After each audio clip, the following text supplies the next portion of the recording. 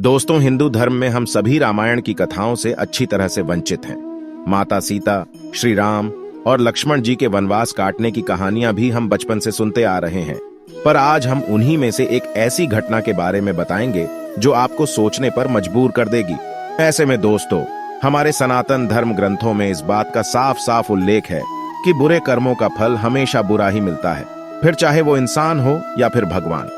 और यह तो आप सभी जानते ही हैं कि मर्यादा पुरुषोत्तम श्री राम ने अपनी पत्नी सीता को एक धोबी की बातों में आकर अयोध्या छोड़कर जाने को कह दिया था। लेकिन क्या आपको पता है कि एक समय माता सीता ने बहुत बड़ा पाप किया था, जिसकी सजा के रूप में उन्हें गर्भवती हालत में अपने पति से दूर रहना पड़ा था। माता सीता ने कौन सा पाप किया था और कौन था वो धोबी जिसकी वजह से माता सीता को वन में भटकना पड़ा था? इससे जुड़ी कथा आपको हमारी आज की वीडियो में जानने को मिलेगी। इसीलिए वीडियो काफी इंटरेस्टिंग होने वाली है, इसीलिए इसे बिना स्किप किए एंड तक जरूर देखिएगा। दोस्तों, जिस कथा के बारे में मैं आपको बताने जा रही हूं, उसका उल्लेख आपको रामायण में मिल जाएगा। दरअसल रामायण कई भाषाओं में लिखी गई है।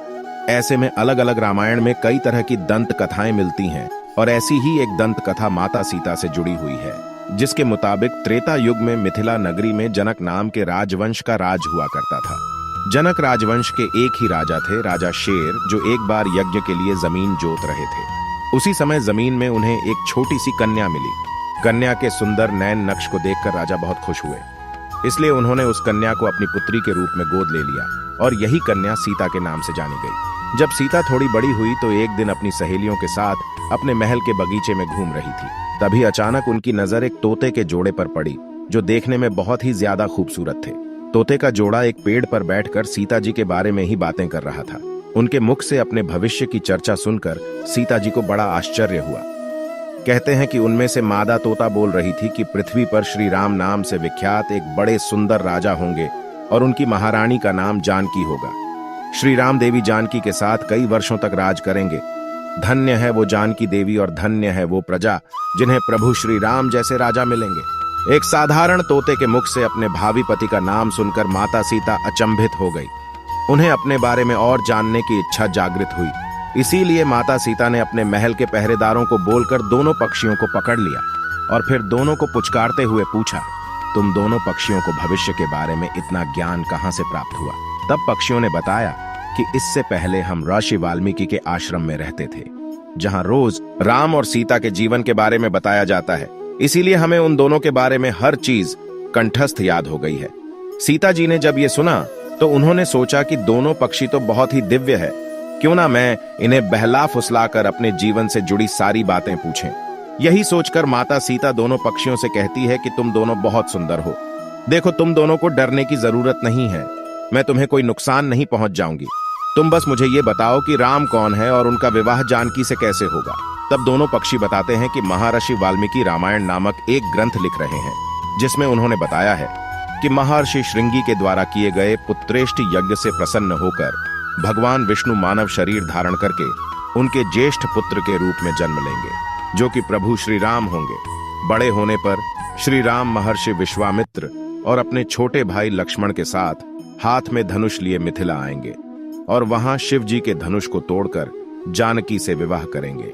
इतना सुनने के बाद माता सीता उन दोनों पक्षियों को बताती है कि जिस जानकी की तुम लोग बात कर रहे हो वो मैं ही हूँ। मैं सीता भी हूँ और मैं जानकी भी हूँ। इसलिए तुम बताओ कि मेरे प्रभु श्री राम कैसे दिखते हैं। इस पर नर तोता माता सीता को बताता है कि श्री रामचंद्र का मुख कमल के समान सुंदर है। उनके नेत्र बड़े और खिले हुए हैं। उनकी नाक ऊंची और भुजाएं घुटनों तक जाती हैं। उनका गला शंख के समान है और उनकी सुंदरता का क्या वर्णन करूं। उनके गुणों का बखान तो 100 मुख वाला भी नहीं कर सकता। दोनों पक्षी आगे एक साथ कहते हैं, माता जानकी, आप धन्य हैं जो आपको रघुनाथ जी की पत्नी बनने का सौभाग्य मिला है। आपकी जोड़ी तीनों लोकों में सबसे अद्भुत होगी। इतना सुनकर देवी सीता उनसे एक सवाल पूछती है और वह तोते का जोड़ा उनके सवालों का जवाब देता है। और इस तरह से देवी सीता जी सवाल पूछती जाती हैं और तोते का जोड़ा जवाब देता रहा।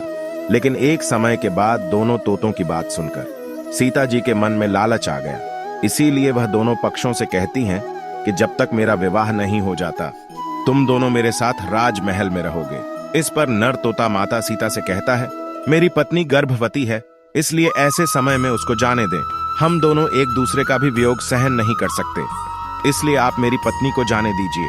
लेकिन माता सीता ने नर तोते की एक भी न सुनी। इस पर मादा तोते ने माता सीता से गिड़गिड़ाते हुए कहा, मैं धर्मवती हूँ, आप मुझ पर तरस खाएं, मुझे जाने दें। मैं अपने स्थान पर जाकर बच्चे पैदा करूंगी और आप चाहेंगे तो उसके बाद मैं फिर से यहाँ आ जाऊंगी। लेकिन देवी सीता अभी भी मादा तोते को छोड़ने के लिए तैयार न थी।